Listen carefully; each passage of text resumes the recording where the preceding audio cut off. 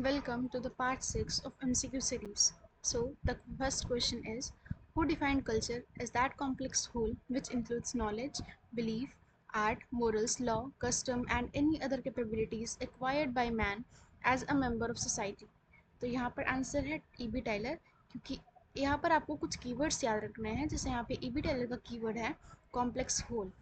So, the second question, which of the following is an element of non-material culture? Option है computer, house, values, road. तो यहाँ पर option में non material culture से related केवल values है, बाकी कंप्यूटर, हाउस, रोड ये सब मटेरियल है. थर्ड क्वेश्चन है the process through which cultural traits spread from one society to another is called assimilation, diffusion, acculturation और एकोमोडेशन.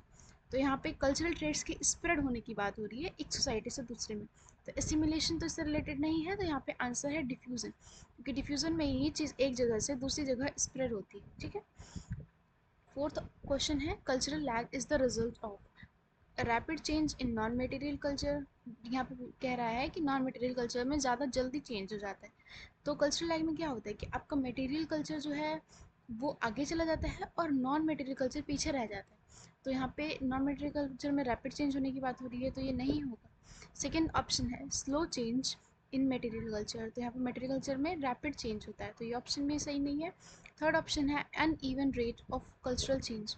तो ये ऑप्शन ही सही है, क्योंकि अनइवन रेट होता है कल्चरल चेंज का, मतलब आपका मटेरियल कल्चर जो है वो रैपिड चेंज होता है और स्लो चेंज होता है नॉन मटेरियल कल्चर में. The fifth question is the concept of cultural lag was proposed by. Cultural lag का जो कॉन्सेप्ट है वो ऑकबर्न ने प्रपोज किया था. सिक्स क्वेश्चन है ethnocentrism means respect for all cultures equally, judging other cultures by one's own cultural standards, borrowing cultural traits, cultural integration. तो ethnocentrism में होता है कि आप अपने कल्चर के स्टैंडर्ड कल्चरल स्टैंडर्ड्स के अकॉर्डिंग दूसरे के कल्चर को जज करते हो, तो उसी को हम एथनोसेंट्रिज्म बोलते हैं. और एथनोसेंट्रिज्म का कंसेप्ट दिया था समनर ने. ठीक है. तो ये जो आपको इससे पहले कोई क्वेश्चन आया था, जैसे कि हाँ डिफ्यूज़न वाला क्वेश्चन था, तो आपको याद रखना है कि डिफ्यूज़न का कंसेप्ट जो है वो लियो फ्रोबेनियस ने दिया था. ठीक. उसके बाद सेवन क्वेश्चन है cultural relativism is associated with. Cultural relativism का कंसेप्ट जो है वो फ्रांस बोआस से रिलेटेड है, तो यू मस्ट रिमेंबर इट. उसके बाद एट्थ क्वेश्चन है which of the following is not an agency of socialisation. Option हैं फैमिली, स्कूल, पीयर ग्रुप और क्लाइमेट. तो यहाँ पे फैमिली, स्कूल और पीयर ग्रुप जो है वो सोशलाइजेशन की एजेंसीज हैं, लेकिन क्लाइमेट नहीं है. ठीक है. फिर है ninth question according to Cooley the self develops through social facts, looking glass, self, verstehen और एनोमी. सोशल फैक्ट्स जो है वो दरखाइम का है, एनोमी जो है वो मर्टन का है, और वर्स्टेन जो है वो वेबर का है. तो यहाँ पे जो लुकिंग ग्लास सेल्फ थियरी है ना, सेल्फ वो है कोले की. ठीक है.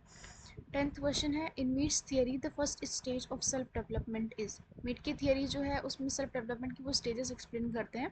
तो तीन स्टेजेस होती हैं, तो उसमें से फर्स्ट स्टेज कौन सी होती है? Preparatory stage. ठीक है. तो यहाँ पे फर्स्ट स्टेज पूछा गया है. सेकेंड स्टेज वैसे होती है प्ले स्टेज, और थर्ड होती है गेम स्टेज. फिर 11th क्वेश्चन है in which stage does a child imitate without understanding the meanings. तो इसका आंसर भी प्रिपरेटरी स्टेज होगा, क्योंकि इसमें जो चाइल्ड होता है वो इमिटेट करता है दूसरों की एक्टिविटीज़ को बिना उनका मतलब समझे. प्ले स्टेज जो होता है उसमें वो रोल प्लेइंग होते हैं. ठीक है. और गेम स्टेज में रोल टेकिंग होता है. फिर 12th क्वेश्चन है Freud's personality structure consist of. Freud का पर्सनैलिटी स्ट्रक्चर जो है, मतलब इनकी मेन थियरी आपको याद होनी चाहिए. इनकी मेन थियरी फ्रॉइड की क्या है? Id, ego, super ego. ठीक है. फिर जो है which part of personality seeks immediate gratification. Immediate gratification का आंसर यहाँ पे क्या होगा? जो आपका रियल सेल्फ होता है उसको आप इड बोलते हैं. मतलब रियल सेल्फ क्या मतलब? आप जो भी आपकी इमीडिएट चीज़ों पे फोकस करता है पर्सनैलिटी, तो उसको हम इड बोलते हैं. Which part of operates on the reality principle. Reality principle पे क्या वर्क करता है? वो होता है ईगो. ठीक है. ये बैलेंस करता है इड और सुपर ईगो को, तो ये वर्क करता है रियलिटी प्रिंसिपल. ठीक है. 15th क्वेश्चन है the moral component of personality according to Freud is. Moral component होता है सुपर ईगो. ठीक है. इड होता है आपका इमीडिएट, सुपर ईगो होता है हमारा मोरल कंपोनेंट, और ईगो जो होता है वो रियलिटी प्रिंसिपल पे काम करने वाला है, जो दोनों को बैलेंस करता है. 16th क्वेश्चन है anticipatory socialisation refers to learning childhood norms, preparing for future roles, rejecting social norms and cultural diffusion. तो anticipatory socialization जो है वो आर्किमिडीज से रिलेटेड है। एंटीसिपेटरी सोशलाइजेशन में एंटीसिपेट वर्ड आता है, आपको याद रखना है कि something it is related to future roles, तो यहाँ पे प्रिपेयरिंग फॉर फ्यूचर रूल्स होगा आंसर। फिर उसके बाद 17th क्वेश्चन है resocialisation occurs when a child enters a school, a person learns entirely new norms and values. This is the answer.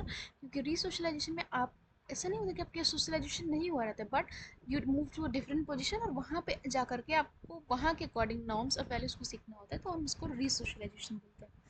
18th question है which of the following is an example of resocialisation. तो जो resocialisation example क्या है, learning language at home, military training camp, family interaction and peer group discussion. तो यहाँ पे answer होना चाहिए मिलिट्री ट्रेनिंग कैंप, क्योंकि जो मिलिट्री वाले लोग होते हैं वो वहाँ जा कर के वहाँ के अकॉर्डिंग नए नए रूल्स को सीखते हैं, ठीक है, नई वैल्यूज़ को सीखते हैं। 19th क्वेश्चन है person who adopts the culture of another group while retaining parts of his own cultural experiences. तो यहाँ पे बोल रहा है कि आप अपने कल्चरल एक्सपीरियंस को रखते हो, साथ में आप नई कल्चर, जो नई कल्चर होते हैं उनको अडॉप्ट करते हो, तो उसको हम बोलते हैं ए कल्चरेशन। मतलब आप अपने रिटेन करते कर साथ में दूसरों को सीखते हो, तो उसको हम ए कल्चरेशन बोलते हैं। Which sociologist develop the concept of I and me का तो आपको पता ही होगा, जी एच मीट, ठीक है, मीट से रिलेटेड है आई और मी। उसके बाद जो है इसमें आपको याद रखना है आई क्या होता है, जो आपका रियल सेल्फ होता है, मी क्या होता है, जो आपका सोशल सेल्फ होता है।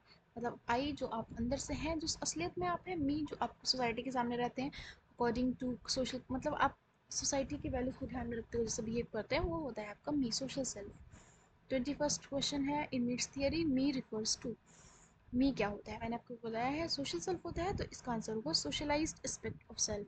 22 which statement is correct, personality is entirely biological, ऐसा तो नहीं होता है, पर्सनैलिटी में आपको सोसाइटी बहुत इंपॉर्टेंट रोल प्ले करता है। बी ऑप्शन है personality develops independently of society, ऐसा तो पॉसिबल नहीं है, पर्सनैलिटी में सोसाइटी इंपॉर्टेंट है। Personality develops through interaction between individual and society, this will the correct option, क्योंकि आपकी पर्सनैलिटी डेवलपमेंट में आपका इंटरेक्शन इंडिविजुअल और सोसाइटी, इन दोनों के इंटरेक्शन जो है वो बहुत इंपॉर्टेंट है।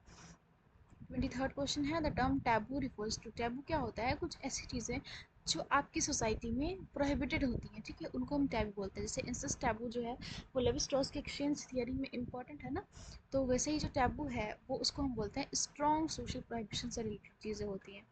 फिर 24th क्वेश्चन है which one is a universal institution of socialisation, family, bureaucracy, political party, trade union. ये तीनों ऑप्शंस जो हैं वो तीनों सोशलाइजेशन से रिलेटेड नहीं है, तो family will be the correct option, क्योंकि फैमिली को हम as a universal social institution मानते हैं।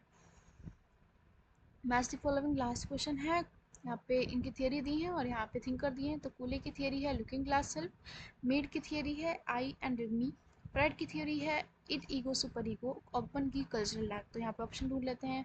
कूले की लुकिंग ग्लास सेल्फ मतलब ए का 2, ये है ए का 2, बी का 3, सी का 1, हाँ ये ऑप्शन ही सही है, ठीक है। तो यहाँ पे इस वीडियो को एंड कर रहे हैं, and from now onwards I try कि हम लोग जो है वो थिंकर्स की वीडियो सेपरेटली पढ़ें, जैसे कि एक थिंकर और उनके कुछ इंपॉर्टेंट थियरीज, तो इससे जो है वो आपको थिंकर के साथ साथ उनकी इंपॉर्टेंट थियरीज भी याद रहेंगी, हर थिंकर का सेपरेटली होगा, ठीक है। For now thank you.